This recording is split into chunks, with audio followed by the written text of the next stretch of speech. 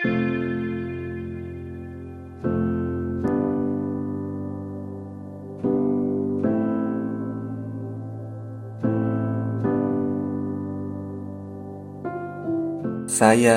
menjadi guru sejak tahun 2013 setelah lulus dari pendidikan S1 Universitas PGRI Semarang dan kemudian melanjutkan studi S2 di Universitas Negeri Semarang. Menjadi guru adalah cita-cita saya sejak kecil dan alhamdulillah hingga saat ini saya ditakdirkan menjadi guru biologi di SMA Negeri 11 Semarang, Provinsi Jawa Tengah.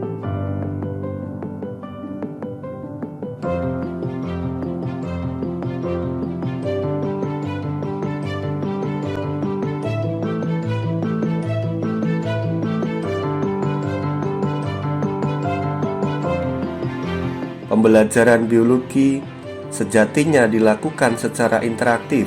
Tentu, keterlibatan siswa dan aktivitas siswa dibutuhkan dalam membangun dan menemukan konsep sains yang abstrak agar bisa dijelaskan secara logis, khususnya pada materi Kingdom Fungi atau jamur. Para siswa di kelas 10 MIPA 7 SMA Negeri 11 Semarang diarahkan agar dapat menerapkan prinsip Science is Fun sehingga menjadikan PTM terbatas lebih bermakna dan menyenangkan untuk mengatasi learning loss. Salah satunya melalui pembelajaran biologi asik, autentik, solutif, inovatif, dan komunikatif bervisi lifelong learning, tentunya dengan tetap mematuhi protokol kesehatan. Pada kegiatan awal sesuai sintak pembelajaran asik yaitu autentik, siswa menganalisis dan mengamati bahan-bahan autentik yang ditampilkan oleh guru berupa bunga mawar dan juga backlog berisi jamur tiram serta jenis-jenis jamur makroskopis yang lainnya. Proses ini dilakukan di dalam kelas. Siswa melakukan pengamatan meliputi struktur tubuh jamur, karakteristik jamur, cara mendapatkan nutrisi, dan peran jamur dalam kehidupan. Melalui tahap ini akan terlihat proses critical thinking dan gotong royong di antara siswa untuk menyelesaikan permasalahan yang diberikan. Tidak hanya memberikan pengalaman belajar yang autentik di kelas, pembelajaran skala laboratorium juga dilakukan dengan asumsi ketika kegiatan pengamatan dan praktikum menggunakan alat-alat laboratorium seperti mikroskop, cawan Petri, pipet, dan lain-lain untuk mengamati jamur mikroskopis. Siswa melakukan pengamatan langsung dengan mengidentifikasi dan menemukan struktur tubuh dari jamur tempe, jamur oncom, dan jamur pada roti. Ini merupakan salah satu alternatif dan upaya solutif yang bisa diaplikasikan pada pembelajaran. Unsur inovasi dan kreativitas tentunya menjadi modal utama seorang guru agar tercipta pembelajar sepanjang hayat yang mengarahkan pada pembekalan keterampilan dan kecakapan hidup secara berkelanjutan.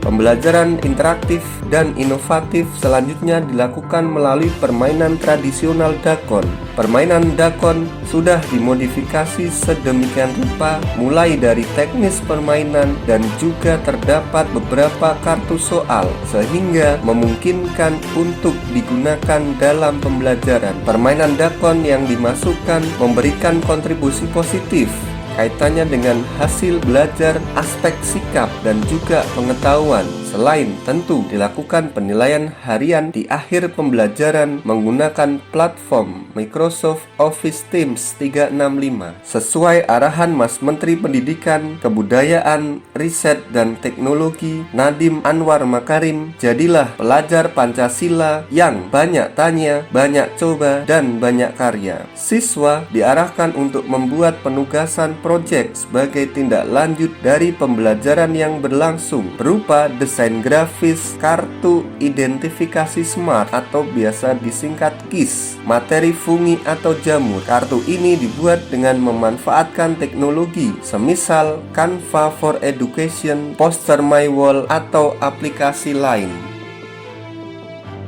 Pada tahap terakhir, yaitu komunikatif, hasil dari serangkaian diskusi, identifikasi, dan pengamatan kemudian disampaikan di depan kelas secara bergantian. Kemampuan verbal, rasa percaya diri tampak terlihat. Pada permainan tradisional dakon, siswa bekerja sama, bertanggung jawab untuk bisa menjawab secara mandiri pertanyaan-pertanyaan yang diberikan oleh kelompok penjaga melalui adanya kartu soal. Melalui pembelajaran biologi asik, autentik, solutif, inovatif, dan komunikatif, bervisi lifelong learning dapat merangsang kemampuan berpikir, keterampilan, dan sikap siswa. Adanya perasaan senang pada suasana kelas akan menimbulkan rasa nyaman dalam proses belajar, sehingga kegiatan belajar mengajar akan lebih menyenangkan. Tentunya dari pembelajaran dan inovasi yang saya terapkan masih perlu adanya pengembangan lanjut, khususnya terkait dengan praktikum jamur mikroskopis dan juga permainan tradisional dakon. Perlu adanya penambahan materi, khususnya yang berbasis HOTS dan AKN, sehingga kemampuan verbal siswa dan kemampuan science reasoning akan lebih terlihat.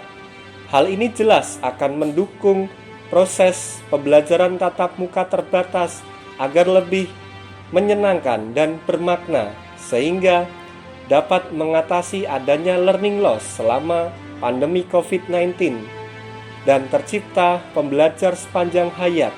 Mari bergerak dengan hati, pulihkan pendidikan.